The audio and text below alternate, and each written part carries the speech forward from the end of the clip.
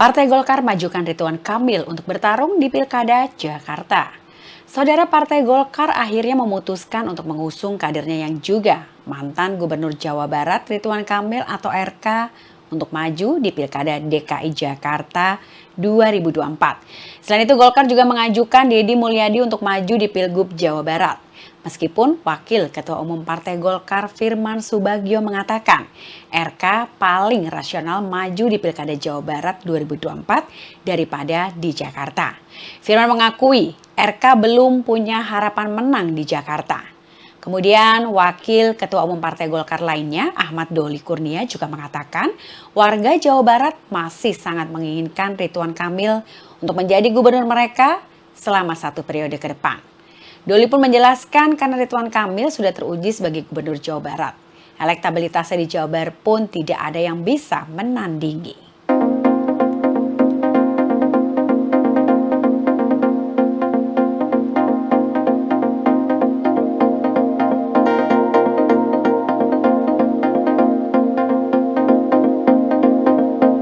Duka mendalam anak Renti Marningsi yang tewas ditabrak oleh Marissa Putri.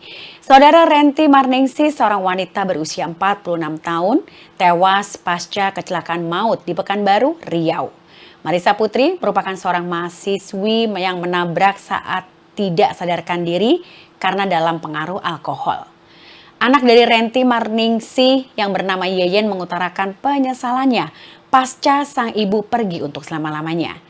Yeyen mengungkapkan hal tersebut dalam Instagram story miliknya. Yeyen sangat kehilangan sang ibu pasca tewas karena ditabrak oleh Marissa Putri. Dalam unggahan Instagram story, ia bahkan sempat bertanya, apakah jika dirinya melarang ibunya pergi, maka keadaan akan berubah. Hingga penyesalan Yeyen yang tidak memakan masakan ibunya yang ternyata menjadi masakan terakhir dari ibunya. Ia juga menyesal karena tidak sempat mencium dan memeluk ibundanya lebih sering lagi.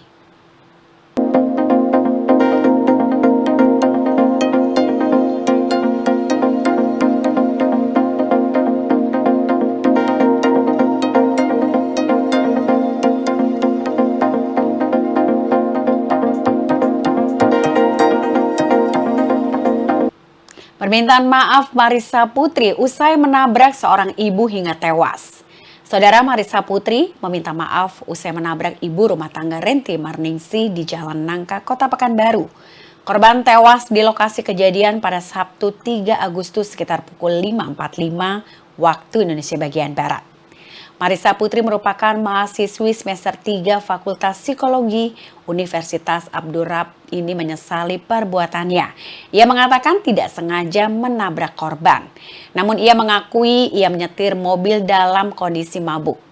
Korban merupakan pegawai kantin di TK Asyofa. Permintaan maaf tersebut disampaikan oleh Marissa ketika dihadirkan dalam konferensi pers di Mapolresta Pekanbaru pada hari Minggu 4 Agustus.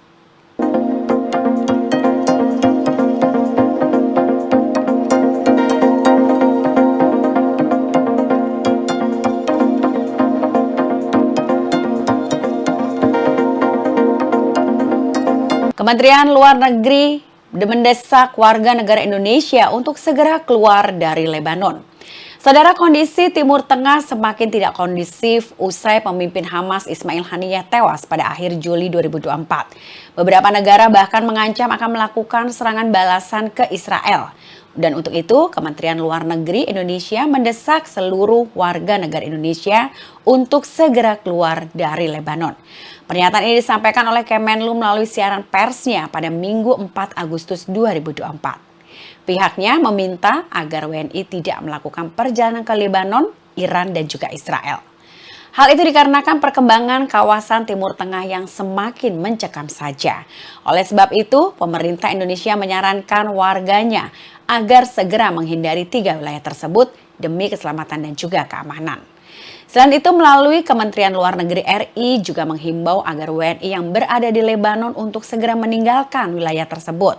Namun, jika ada WNI yang masih berada di 3 wilayah itu, Kemenlu pun meminta agar warga terus mengikuti langkah-langkah kontingensi yang diarahkan oleh perwakilan Indonesia. Selain pemerintah Indonesia, sejumlah negara barat seperti Amerika Serikat, Inggris, Prancis sudah lebih dulu mendesak warganya agar segera pergi dari Lebanon.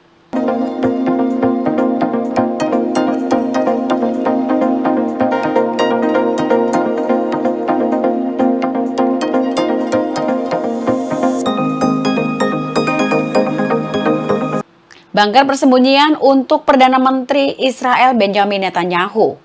Saudara Dinas Keamanan Israel Shin Bet telah menyiapkan bunker untuk Perdana Menteri Israel Benjamin Netanyahu. Hal tersebut menyusul adanya ancaman dari Iran usai Ismail Haniyeh, pemimpin mereka, terbunuh di Teheran. Dikenal sebagai pusat manajemen nasional, bunker Yerusalem disebut mampu menahan serangan dari berbagai persenjataan apapun juga. Meskipun di dalam bunker, komunikasi tetap terbuka ke markas besar Dinas Pertahanan IDF. Bunker tersebut akan difungsikan sebagai tempat perlindungan untuk Perdana Menteri Benjamin Netanyahu dan juga para pejabat Israel lainnya ketika perang dengan Iran pecah nantinya.